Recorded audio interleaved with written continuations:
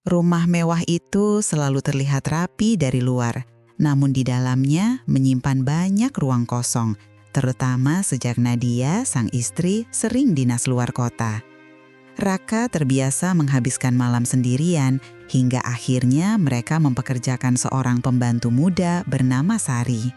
Sari baru beberapa bulan bekerja, namun kerajinannya membuat rumah terasa lebih hidup. Keberadaannya diam, sopan, tidak banyak bicara, tapi justru kesunyian itulah yang membuat Raka sering memperhatikannya. Awalnya tidak disengaja, suatu malam ketika hujan mengguyur deras, listrik rumah sempat padam. Sari yang sedang membereskan dapur tampak ketakutan. "Tenang, Sar, ini cuma mati lampu," kata Raka sambil menyalakan senter ponselnya. Sari menggigit bibir, menunduk. Saya bukan takut gelap, Pak, cuma teringat sesuatu." "Kenapa?" tanya Raka tanpa sadar duduk lebih dekat. Sari menghela napas lirih. "Ayah saya dulu sering marah kalau rumah gelap. Saya terbiasa dipukul tanpa alasan." Raka terdiam. Sejak malam itu, ada sesuatu yang berubah. Rasa iba perlahan berubah menjadi perhatian. Perhatian berubah menjadi ketergantungan. Dan tanpa mereka sadari, batas antara majikan dan pembantu memudar seiring waktu. Semua dimulai dari obrolan singkat saat sarapan, kemudian berlanjut menjadi percakapan panjang ketika malam. Mereka tertawa, bercerita, hingga akhirnya kehangatan yang seharusnya milik Nadia justru berlabuh pada Sari. Sari mencoba menjaga jarak, tapi sulit. Raka memperlakukan dirinya dengan cara yang tidak pernah ia dapatkan dari siapapun. Dihargai, didengarkan, dan diperhatikan.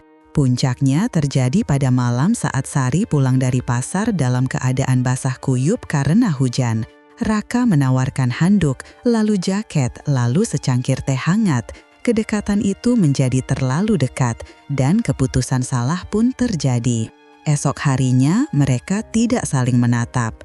Tidak ada kata-kata, hanya udara dingin yang membuat napas sesak. Sari menyesal, Raka gelisah. Tapi rahasia itu sudah terlanjur tercipta dan mulai tumbuh dalam bayang-bayang rumah itu.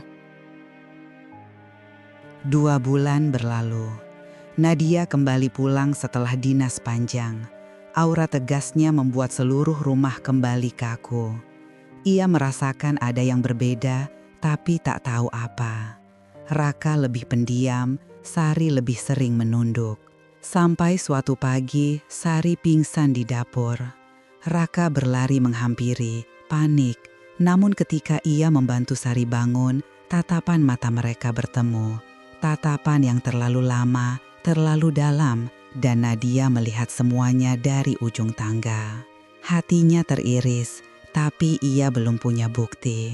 Beberapa hari kemudian, Nadia menemukan sesuatu yang mengubah seluruh hidupnya. Saat merapikan kamar Sari, Nadia melihat sebuah tespek tersembunyi di bawah bantal. 2 garis merah. Tangan Nadia gemetar hebat, nafasnya tersengal, dunia seperti berhenti. Ia memanggil Sari ke kamar tamu. "Sini kamu." Sari datang, wajahnya pucat. "Apa ini?" tanya Nadia sambil menunjukkan tespek tersebut. Sari menunduk, air mata jatuh sebelum ia sempat berbicara. "Bu, saya hamil." Nadia menutup mulutnya, menahan isak. "Dan siapa ayah dari anak itu?"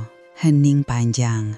Sari menggenggam bajunya sendiri, tubuhnya menggigil. Dengan suara hampir tak terdengar, ia berkata, "Pak, Raka, Bu." Seolah dunia runtuh tepat di depan Nadia. Air matanya jatuh deras, namun bukan hanya marah. Ada rasa dikhianati, gagal, dan dipermalukan. Saat itu pula pintu kamar utama terbuka. Raka berdiri di sana, wajahnya pucat pasi, nafasnya tercekat melihat kedua perempuan itu menangis. "Raka," suara Nadia pecah. "Benar, anak ini anakmu." Raka mencoba bicara. "Nat, aku." "Jangan," hardika Nadia membeku ruangan membeku. "Kau hancurkan rumah kita dengan tanganmu sendiri." Sari menangis histeris. Nadia terisak sambil terduduk. Raka berdiri di tengah-tengah mereka, menutupi wajahnya, menyadari tidak ada cara memperbaiki kesalahan yang sudah terlanjur menciptakan nyawa. Rumah yang dulu terasa hangat, kini hanya menyisakan satu hal, pengkhianatan yang berdenyut dalam bentuk kehidupan di rahim sang pembantu. Ending terbuka. Apa yang akan dilakukan Raka? Akankah Nadia pergi? Atau justru Sari yang akan diusir dari rumah? Yang pasti, malam itu rumah tersebut menyimpan luka yang tidak bisa disembuhkan oleh waktu.